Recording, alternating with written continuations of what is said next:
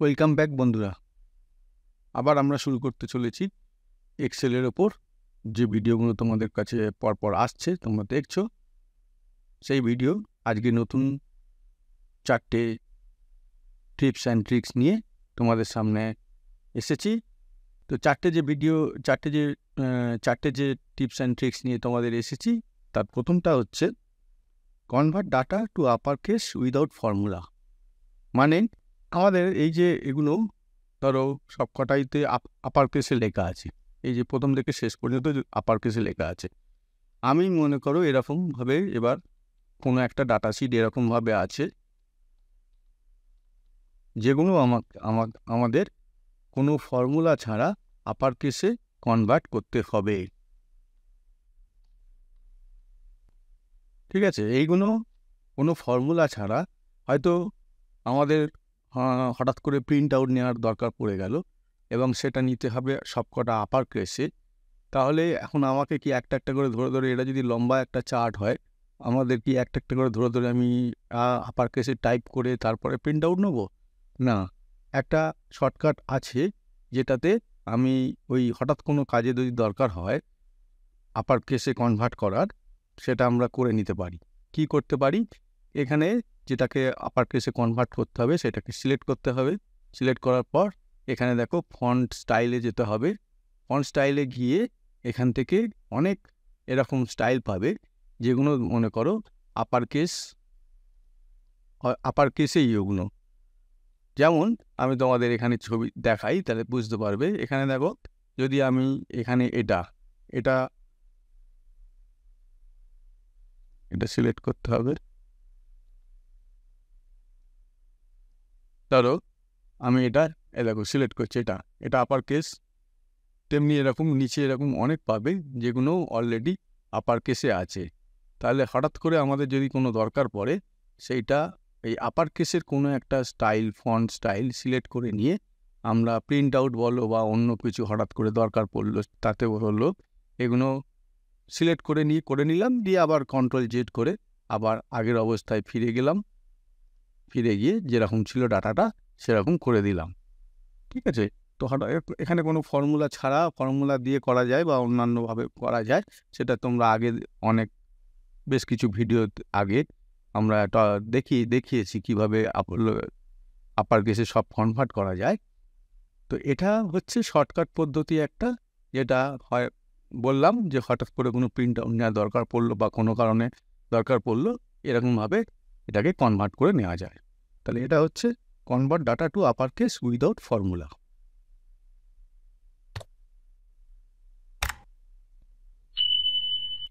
এর পরেরটা, ধরো আমি একটা এক্সেল শিটে কাজ করছিলাম, করতে করতে রেখে চলে গেছি বা অন্য কাউকে শেয়ার করেছি, সে কিছু ডাটা ইনপুট করবে। এবার সেই ডাটাটা ইনপুট যেটা করবে সেটা কীরকম স্টাইলে করবে বা কীরকম পদ্ধতিতে করবে সে তো জানে না। তার ফলে কি হলো, তার স্টাইলটা বা তার ফরম্যাটটা হয়তো চেঞ্জ হয়ে গেল। আমি একরকমভাবে করেছি, সে একরকমভাবে করবে, বা সে একরকমভাবে করেছে, আমি একরকমভাবে করব। তার জন্য কি করা যায়, এখানে আমি এই যে প্রত্যেকটা সেলের এন্ট্রি করার সময় এখানে একটা নোটিফিকেশান আনা যায়, যে নোটিফিকেশান দেখে আমি বা যে কেউ, ধরো আমি কাজটা করতে করতে ফেলে রেখে চলে গেছি, অন্য কেউ এসে এন্ট্রি করছে, বা অন্য কেউ ফেলে রেখে চলে গেছে, আমি এন্ট্রি করছি, যে কেউ যখনই এখানে এন্ট্রি করতে যাব সেই নোটিফিকেশানটা এখানে ভেসে উঠবে এবং সেই নোটিফিকেশানে লেখা থাকবে এটা এখানে কী ধরনের কী করতে হবে, এবং সেই অনুযায়ী আমি টাইপ করে যাব। তার ফলে কি হলো, যে কেউ ওই এক্সেল শিটটার ওপর কাজ করুক না কেন, একটা ইউনিভার্সাল স্টাইল মেনটেন হবে। মানে প্রত্যেকে একই স্টাইলে একই ক্যাটেগরিতে এখানে ডাটাগুলো এন্ট্রি হবে, তার ফলে ডাটা শিটটাও ঠিকঠাক হবে। এটা কিভাবে করা যায়? আমি যেখানে করতে চাই সেখানে আমি সেই সেলটাকে আমাকে সিলেক্ট করতে হবে, করে আমাকে ডাটা ট্যাবে যেতে হবে।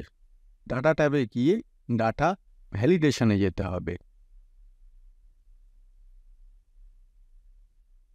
ডাটা ভ্যালিডেশনে যেতে হবে। ডাটা ভ্যালিডেশনে গিয়ে এখানে দেখো ডাটা ভ্যালিডেশন, এই ডাটা ভ্যালিডেশনে গিয়ে আমাকে সেটিংস, এই সেটিংসের এখানে এনি ভ্যালু যেরকম লেখা আছে এটা লেখা থাকবে, এখানে কোনো চেঞ্জ হবে না কিন্তু। তারপরে যেতে হবে ইনপুট মেসেজ। ইনপুট মেসেজ এখানে দেখছো show input message when cell is selected, এটাতে টিক থাকতে হবে, না হলে এখানে কোনো নোটিফিকেশান ফুটে উঠবে না। এবার টাইটেল আমি মনে করে এখানে দিলাম হ্যালো। হ্যালো, আচ্ছা, প্লিজ এখানে মেসেজ মনে করো দিলাম, please entry data in upper case. Upper কেসটাও ওখানে আপার কেসেই দিয়ে দিলাম, তাতে আরও জিনিসটা ভালো হবে। এবার আমি ওকে করলাম। এবার দেখো কেউ এরকম এক্সেল শিটটা খুললো, আমি বা অন্য কেউ এক্সেল শিটে এখানে কোথাও এন্ট্রি করতে গেল, দেখো এখানে মেসেজ ফুটে উঠছে, please entry data in upper case. আমি যদি এটা এখানে নিয়ে আসি এন্ট্রি করতে চাই এটা, তার ফলে কি হলো, সবাই যে দেখে গেল এখানে নেম আছে, উপরে তো নেম আছে, তার মানে আমি যে নামটা টাইপ করবো এখানে সব আপার কেসে টাইপ হবে। না হলে কি হতো, কেউ এরকম টাইপ করতো, কেউ আর এক রকমের টাইপ করতো, এরকম তাহলে ভুলভাল হয়ে যাবে, স্টাইলটা ম্যাচ করবে না, শেষকালে আবার কারেকশানে বসতে হবে। তার ফলে এরকমভাবে আমি যদি এখানে নোটিফিকেশান দিয়ে রাখি, তাহলে এই জিনিসগুলো একটা সুন্দর পদ্ধতিতে মেনটেন হবে। সেম জিনিস ফোন নাম্বারের আগে আমি এখানে নোটিফিকেশানে লিখতে পারি প্লিজ অ্যাট 91, যেহেতু ইন্ডিয়া 91, এরকমভাবে যেটা খুশি আমাদের মেসেজ এখানে দিতে পারি। আর এই নোটিফিকেশানে যদি এই যে দিলাম এখানে মেসেজ নোটিফিকেশানগুলো ফুটে উঠছে, এটা আমি ডিলিট করব কি করে না, সেম এখানে ডাটা ভ্যালিডেশনে যাব, ডাটা ভ্যালিডেশনে গিয়ে ইনপুট মেসেজে গিয়ে এখানে ক্লিয়ার অল করে ওকে করে দিলে দেখো নোটিফিকেশানগুলো, এটাকে পুরোটা সিলেক্ট করে ডাটা ভ্যালিডেশন এখানে ক্লিয়ার অল করে দেবো, ওকে করে দেবো, ব্যাস নোটিফিকেশানগুলো চলে গেল। এই হচ্ছে পদ্ধতি, খুব সুন্দর জিনিস, দেখতেই থাকছো। আমরা প্রচুর তোমাদের সামনে নিয়ে আসছি ভিডিও আকারে এক্সেলের ওপর টিপস অ্যান্ড ট্রিক্স। ভালো লাগছে তো, ভালো লাগলে যেটা শেষে বলি সেটা এখন আগে বলছি, ভালো লাগলে অবশ্যই ভিডিওগুলো লাইক করবে, বন্ধুবান্ধবদের মধ্যে শেয়ার করবে, আর যারা সাবস্ক্রাইব করা নেই যাদের, তারা অবশ্যই সাবস্ক্রাইব করবে।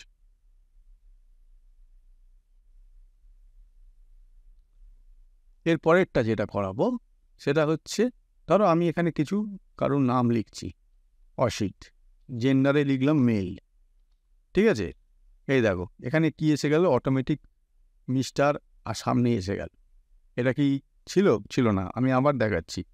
আমি মনে করো লিখছি দীপক, এখানে না, এটাকে ডিলিট করে নিই, তারপরে সুবিধা হবে। দীপক লিখেছি, এখানে আমি লিখব মেল, জেন্ডারটা হচ্ছে মেল। যে মুহূর্তে আমি মেল লিখব এখানে মিস্টার চলে আসবে, বা এখানে যদি আমি ফিমেল লিখতাম তার আগে মিস চলে আসবে। এটা করার অ্যাডভান্টেজটা কি, আমাদের বারবার ওখানে খাটতে হচ্ছে না, টাইপ করতে হচ্ছে না, শুধু জেন্ডারটাকে আমাকে চিনিয়ে দিলেই সামনে মিস্টার বা মিস বা মিসেস যেটা খুশি আমরা আনতে চাই অ্যাজ পার জেন্ডার, সেটা সামনে বসে যাবে। এটা কিভাবে করা যায় না, প্রথমে কি করতে হবে আমি এখানে দেখাই, যে সেলে আমি নামটা লিখব প্রথমে সেই সেলটা সিলেক্ট করতে হবে। তারপরে যেতে হবে হোমের আন্ডারে কন্ডিশনাল ফরম্যাটিংয়ে এখানে যেতে হবে নিউ রুল। এই যে নিউ রুল যে অপশানটা আছে সেই নিউ রুলে যেতে হবে। নিউ রুলে গিয়ে কি করতে হবে, এখানে আমাকে এই লাস্ট যে অপশানটা আছে ইউজ এ ফর্মুলাটা to determine which cell to format, মানে কোন ফর্মুলাটা যে ইউজ করব সেটা কোন সেলটার ওপর ফরম্যাট করব সেটাকে আমি এখানে ফর্মুলা অ্যাপ্লাই করব। সিলেক্ট করলাম, সিলেক্ট করার পর নিচে দেখো এখানে ফর্মুলা লেখার জায়গা আছে। ফর্মুলা লেখার এখানে কি লিখব না, শুধু এখানে লিখব কোন সেলটা থেকে আমি এখানে আনবো, মানে কোন সেলে এখানে জেন্ডারের সেলটা কোন সেলটা এখানে আমাদের বোঝাচ্ছে সেইটা এখানে দিতে হবে, সেল নাম্বারটা দিতে হবে। তাহলে এইটা হচ্ছে জেন্ডারের ফার্স্ট সেল, তাহলে এই সেলটা আমাকে দিতে হবে। এখানেই যা লিখবো জেন্ডার মেল না ফিমেল সেই অনুযায়ী নামের আগে মিস্টার আর অথবা মিস অথবা মিসেস বসে যাবে। তাহলে আমাকে এই সেলটাকে আমি এখানে চিনিয়ে দিলাম। আবার ইকুয়াল টু, প্রথমে ইকুয়াল টু হলো জেন্ডারের সেলটা, আবার দ্বিতীয় equal to double inverted comma এখানে লিখলাম male, double inverted comma close হয়ে গেল, ব্যাস এইটুকুনি। এবার দেখো এখানে একটা জিনিস বলে রাখি, এখানে একটা ডলার সাইন এসছে। ডলার সাইনের কেন হয় সেটা আমরা তোমাদের অলরেডি বলে দিয়েছি, জানে কী কারণে ডলার সাইনটা দেওয়া হয়। ওই জি এর আগে একটা ডলার সাইন, জি এর পরে একটা ডলার সাইন, এটা মানে এই সেলটা এখানে এই ফর্মুলাটা এই সেলে লক হয়ে গেল, লক করে দেওয়া হয়েছে। কিন্তু এটা তো লক করলে হবে না, আমাকে এখানে তো পুরোটা এখানে লিখতে হবে, কোনো সময় এই সেলে, কোনো সময় এই সেলে, কোনো সময় এই সেলে, এরকমভাবে পুরোটা লিখতে হবে। সেজন্য এই ফর্মুলাটা শুধু এই সেলে লক করে দিলে হবে না, তার জন্য আমাকে কী করতে হবে, এই জি এর পরে এই ডলার সাইনটাকে উঠিয়ে দেবো, দিয়ে এখানে এই ফরম্যাট অপশানে যাব। ঠিক আছে, ফরম্যাট অপশানে গিয়ে এখানে নাম্বারে গিয়ে কাস্টম, সেটা তোমাদের আগের ভিডিওতেই দেখেছো এর উপকারিতা বা এখানে কি করা হয়। কাস্টমসে গেলাম, এই যে জেনারেলটা থাকবে এটা অ্যাজ ইউজুয়াল উঠিয়ে দিতে হবে, দিয়ে ডবল ইনভাইটেড কমা, এখানে লিখবো মিস্টার লিখে একটা স্পেস দেবো, স্পেস দিয়ে ডবল ইনভাইটেড কমা ক্লোজ। কেন স্পেস দিলাম, দিয়ে ডবল ইনভাইটেড কমা দিলাম, মিস্টারের ঠিক পরেই এখানে ডবল ইনভাইটেড কমা না দিয়ে একটা স্পেস দিয়ে ডবল ইনভাইটেড কমা দিলাম, এটা মনে রাখো, আমি তোমাদের একটু পরেই বলে দিচ্ছি। তারপরে আবার একটা স্পেস দেবো, দ্বিতীয় স্পেস দিয়ে @, ব্যাস হয়ে গেল। এখানে আমি ওকে করব, ওকে, তারপরে ওকে। এইবার দেখো এখানে দেখাচ্ছি আমি অসিত, এখানে আমি লিখলাম মেল, দেখো চলে এলো। আচ্ছা, একটু আগে যেটা বললাম সেটা হচ্ছে একটা স্পেস দেওয়ার কারণটা কি না, এই মিস্টার আর অসিতের মাঝখানে যে গ্যাপটা, সাধারণত আমরা এরকমই তো গ্যাপ দিয়ে লিখি, যখন লিখি মিস্টার গ্যাপ নামটা বা মিসেস গ্যাপ নামটা, সেই যে গ্যাপ স্পেসটা দেওয়ার জন্য ওইখানে আমি ওই স্পেসটা দিলাম। যদি ওটা স্পেস না দিতাম তাহলে মিস্টার আর অসিত দুটো কাছাকাছি একদম পাশাপাশি হতো, একটা টানা ওয়ার্ডের মতো হতো, তো এই জন্য ওখানে স্পেসটা দেওয়া। তাহলে এটা হয়ে গেল। এইবার আমাকে কি করতে হবে, এইটা এখানে ফরম্যাট প্রিন্টারে যেতে হবে। ফরম্যাট প্রিন্টারে গিয়ে এই পুরোটা এখানে দিয়ে টেনে দিলাম। কেন টানলাম না, এখানে এই সেলেও লিখলে আমাকে তো আসতে হবে, এই সেলে লিখলেও এখানে অটোমেটিক্যালি আসতে হবে। এই দেখো এসে গেল, সেই জন্য পুরো সেলটাকে ফরম্যাট প্রিন্টার দিয়ে করে দিলাম। এটা মেল হলো। যদি এবার ফিমেল করতে চাই, সেম ফর্মুলা, সেমভাবে এখানে যাব, গিয়ে কন্ডিশনাল ফরম্যাট, নিউ রুলে আবার সেম প্রসেস, শুধু আগের বারে যেখানে লিখেছিলাম ফিমেল এখানে লিখব মেল।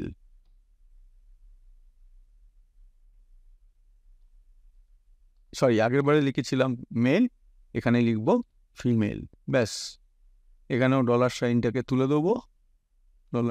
তুলে দেবো, ফরম্যাটে যাব, কাস্টমসে যাব, জেনারেলটাকে উঠিয়ে দেবো,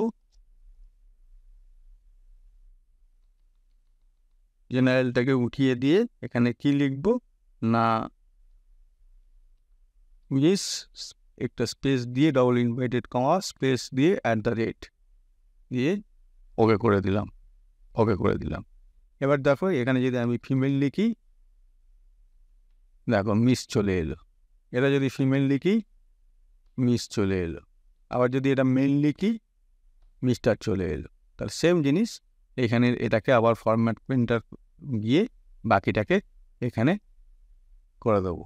এখানে যদি আমি এখানে সীতা লিখি, এখানে ফিমেল লিখি, দেখো মিস চলে আসলো। তার মানে এরকমভাবে আমি লম্বা যত যদি বড় টেবিল হয় এরকমভাবে করে নিলে অটোমেটিক্যালি মিস্টার, মিসেস যেটা আমরা করতে চাই সেটা অটোমেটিক্যালি চলে আসবে, বারবার আমাদের টাইপ করে লিখতে হবে না। লাস্ট যেটা আজকে করাবো সেটা হচ্ছে শর্ট ডাটা উইথ পিকচার। কি জিনিস না, আমরা যখন এরকম ধরো কোনো সময় কোনো পিকচার ইনসার্ট করার দরকার পড়ে, আমরা কি করি না, আমরা দুভাবে করতে পারি। আমাদের এটা দুভাবে পদ্ধতি আছে। কি পদ্ধতি না, এখানে ধরো সেলটা সিলেক্ট করলাম, ইনসার্টে গেলাম, ইনসার্টে যাওয়ার পর এখানে ইলাস্ট্রেশনে গিয়ে এখানে দেখো পিকচার ইনসার্ট দুভাবে আছে। পিকচার ইনসার্ট, এই যে পিকচার এখানে দুভাবে আছে, একটা হচ্ছে প্লেস ইন সেল আর একটা হচ্ছে প্লেস ওভার সেল।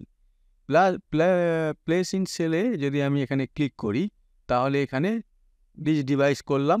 ডিভাইস করে এখানে আগে আমি পদ্ধতিগুলো দেখিয়ে দিই, তারপরে আমি কি দেখাতে চাইছি সেটা তোমাদের দেখাবো।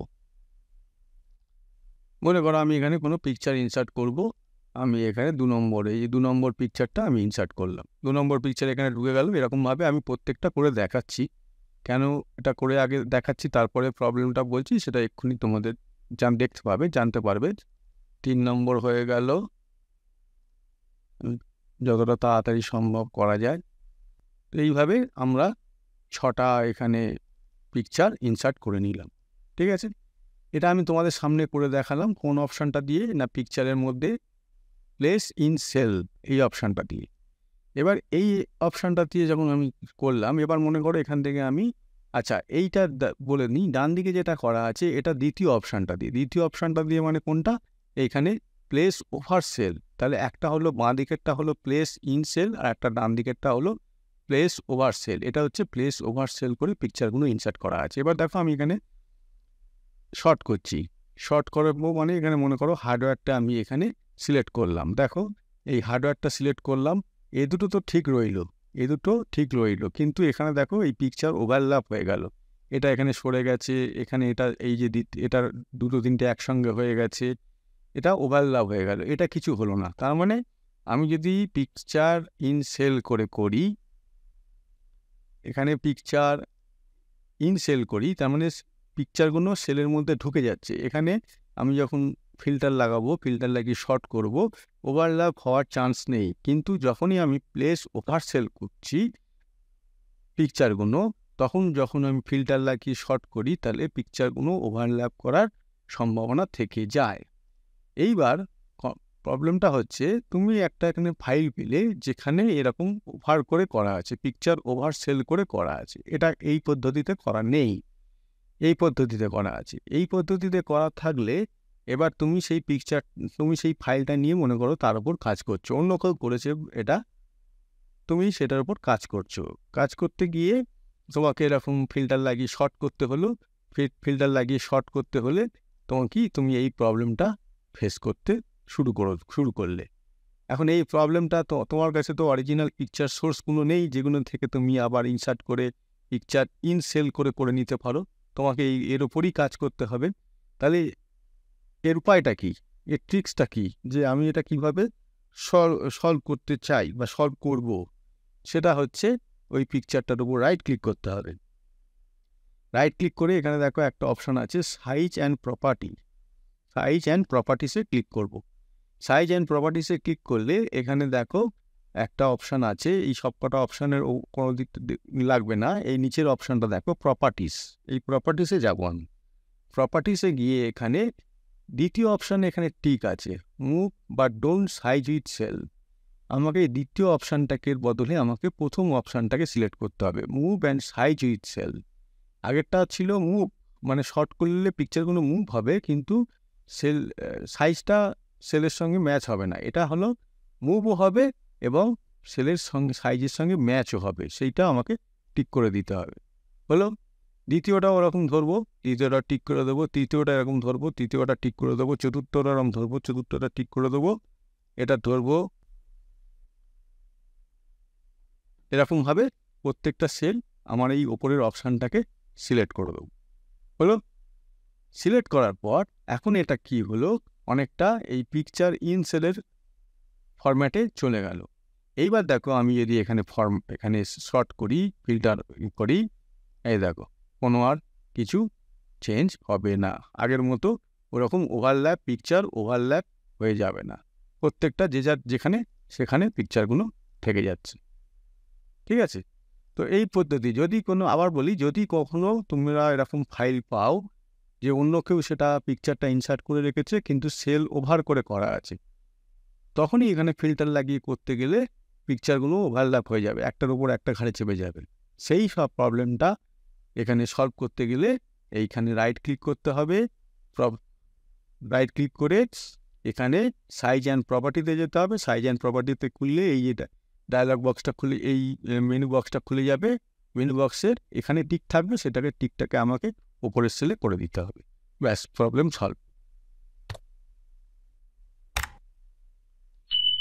তো নিজেরা যখন যদি এটা জেনে যাচ্ছ, তখন সবসময় এখানে যখন পিকচারগুলো ইনসার্ট করবে, তখন এখানে পিকচার প্লেস ইন সেল করেই করবে, কখনো প্লেস ওভার সেল করে করবে না, তাহলে এই ধরনের প্রবলেম হবে।